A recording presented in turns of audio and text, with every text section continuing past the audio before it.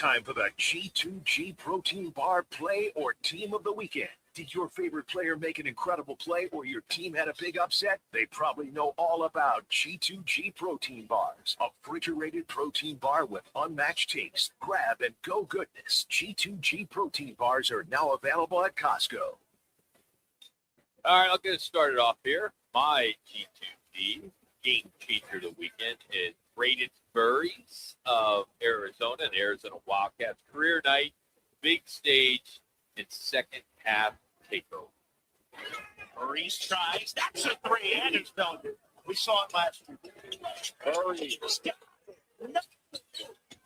Burries at the basket, off the glass, and good. Burries step back. Gets another. He did recruiting internationally. Burries up ahead. Two more. I mean, what a night for him as Arizona takes care of business. They beat Alabama, which came into the game ranked number 12. They made a national statement, that being the Cats. I mean, they did trail Alabama at halftime. Came out and dominated that second half, a lot of it because of Burries. And this is what elite teams do. They adjust, and they did at halftime, and they look right now as the most complete team in basketball. All right, my G2G Protein Bar game changer. We're going to go back to Texas State, where a former Hamilton Husky running back got his groove on against the Cardinals. Shotgun formation for Stroud. He takes the snap and an underhand pitch to the right. Jordan crosses the 40. Far side 50, at the 40, at the 30, at the 20, and tackled at the 16. Boy, it looked like that might be a 4 or 5 yard gain initially. Ends up being about a 50-yard gain. I know you folks have followed high school for many years. How about that name, Jawhar Jordan? Remember him?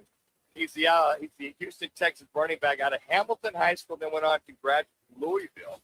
Drafted in the 6th round last year. He's been on the practice squad for the last 2 years. With all the injuries you talked about, Rock, with the running backs, he got his chance to play at 15 carries for 101 yards.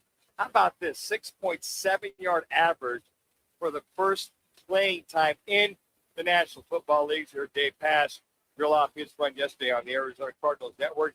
Jawhar Jordan is my G2G Protein Bar game changer. Congratulations, Jawhar. You did a great job as far as being patient, waiting for your time, averaging 6.7 yards per carry. Connor?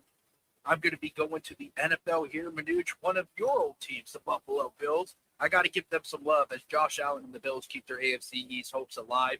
When they fall behind by 21, found a way to come back to win thanks to Josh Allen going 19 to 28, getting 193 yards, 3 passing touchdowns, including this one in the 4th.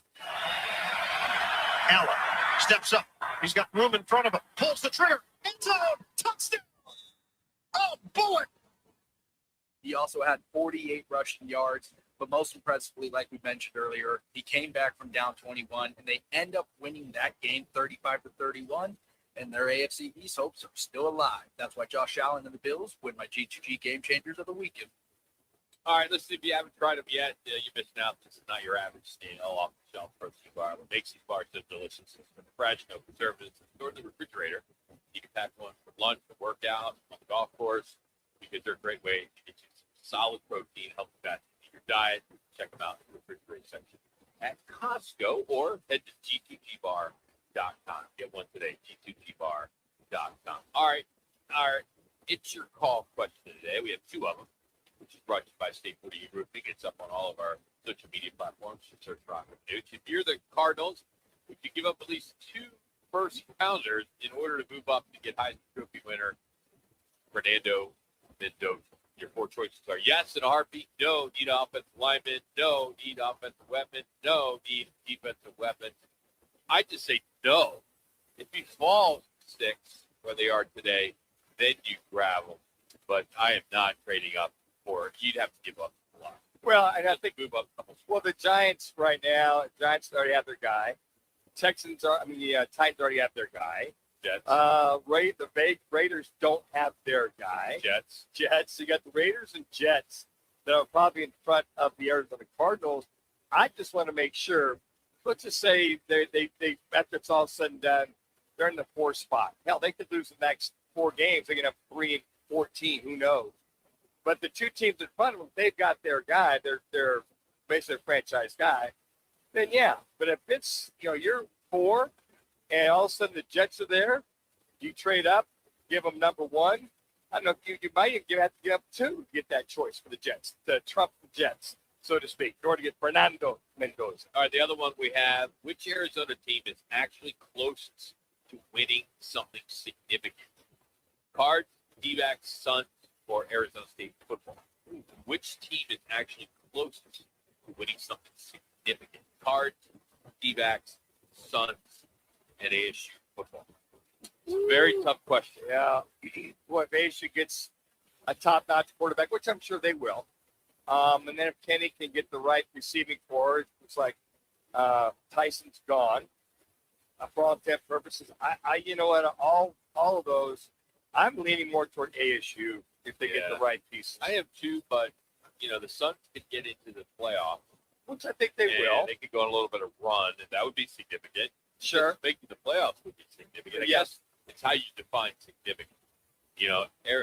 Maybe Cardinals just finishing above 500 would be significant for some people. My D-backs, right there at the end too, is significant. My idea of significant meaning that they're going to vie for a championship or have a chance to go after a championship. And I think that ASU right now, you're going to get a good quarterback, get the right receivers, you got great coaching.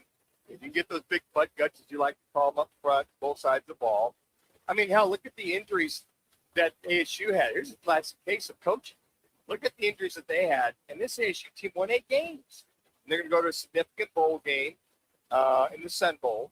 So I just think of, if you've got the right pieces, you got great coaching, they've got a good chance to win the Big 12. That's significant to me. All right, on this day in sports, it's going to be hard for me to read this, but back in 61, the NFL officially added the Dallas Cowboys. I don't even know why they needed to. There's no reason to add. I think they were called the Dallas Texans. How about them Cowboys? Yeah. You know what sucks about it is you watch Get Up, or not Get Up, what's the show after Get Up with Stephen A. Oh, God. First Day. Yeah. That was their lead today. That was their lead? Cowboys are always their lead. Is that his shot at Jerry? Yeah, Did he have his cowboy hat on? Michael Orban, and it's their lead. And I'm like, how Patrick Mahomes or Devontae Adams or Parsons? How's that not the lead? Or it had to be like a total spook. No, it was literally They were legit on 10 this? minutes of Oh, the my show. God. That was a waste of 7 minutes. This one I like to read. In 1973, Roberto Clemente is elected to the Baseball Hall of Fame, becoming the first Latin American player inducted. The 5-year waiting period was waived after his tragic death. Bernie Kosar went to Heisman on this day in '84. He went to Miami, of course. Browns legend. Just got out of having I think he had a Liver transplant. Yes, something he's doing really well. Yes. Tim Tebow wins the Heisman, become the first sophomore with the award, and that was in 2007. In 16, Steph Curry hits a then NBA record, 13 3-pointers in a single game. Well, I love Fernando Mendoza's speech. Really hit Let me hard. ask you, was he reading it off a prompter or not? I looked to see if there's a prompter out there. I didn't see any prompter. Because he was on it. Yeah, he was. Yeah. I mean, it was emotional. I mean, I'm watching. I'm getting a little emotional on it. Sure. I'm just like, he went on and on and on. I'm like, this kid is sharp. He is very sharp. Really sharp. And I'm glad Diego Pavia backed his comments off about the voting for the Heisman Trophy. He was a little upset, a little emotional. I get it. So I'm glad he came back. He backtracked. So he apologized. Got caught up in emotion. He had a hell of a year, but Fernando Mendoza did this What's year. he going to get? He's going to get like his 10th year, possibly. He's going to come back. Right. I don't think. 10. Do you think he's an NFL quarterback? He's like 6'190". He could be an NFL quarterback. Yeah, he sure could. You know, Yeah, that's what I think. I think he's another Kyler. no, Tyler's 5'10". He's 6 foot. Who's 5'9"? Kyler's Pavia is No, 5'9". Diego Pavia is about 5'9". They're about the same. And Right. what I've read is he's all of 6 foot, and according to the scouts that are out there, he throws the ball well. He moves well. The one thing about him, throws it very well. He can throw from the pocket. It'll just be up to, I think, a lot of folks what they're looking for. Drew Brees was barely pushing 6 foot. Russell Wilson barely pushing 5'10". Kyler was just too short here. Okay, 5'8"ish. But he's Diego's. What I see, understand. I've watched him play several times. He moves better. He stands in the pocket a lot better. I think he'll be They'll get a good shot. We try. I don't think he's going to be a high choice.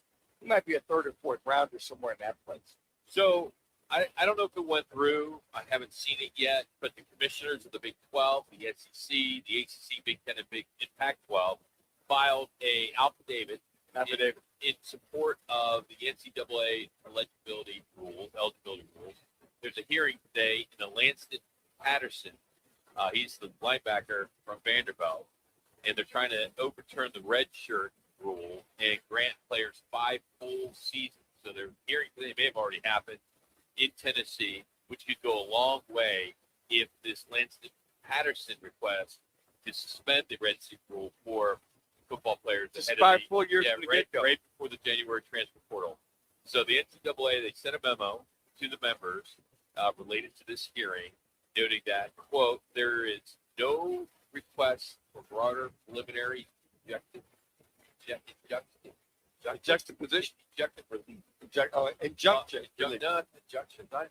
Injunctive relief on behalf of, this is a quote, on all D1 student athletes. The court is not expected to address the eligibility of any other student athlete. So they're trying to set it up, but I'm anxious to see how this all trends. 5 full years, huh? Retroactive, maybe, I don't know, 50 years, maybe? Get one more year, Rock, go back? Yeah, I could do it. Wouldn't want to do it. I think they're trying to adhere to stopping the movement around because they give you 5 full years. If there's nothing put on that once you transfer, there's not a restriction. Once you transfer, you can have a kid transfer 4 years after his initial 4 years. So there's a give and take on that particular rule. Well, that'd be more restrictions on. They need to figure out. Should you be able to transfer after every year? No, I think you transfer. I think if you transfer one time only, that's it. All right, back with Bowie with ABC 15's Craig Bowie's coming up next. We'll talk about the Cardinals defense. We'll talk about Trey McBride, Dylan Brooks, and much, much more. But first, here's Connor with another ESPN 620 Sports Center update.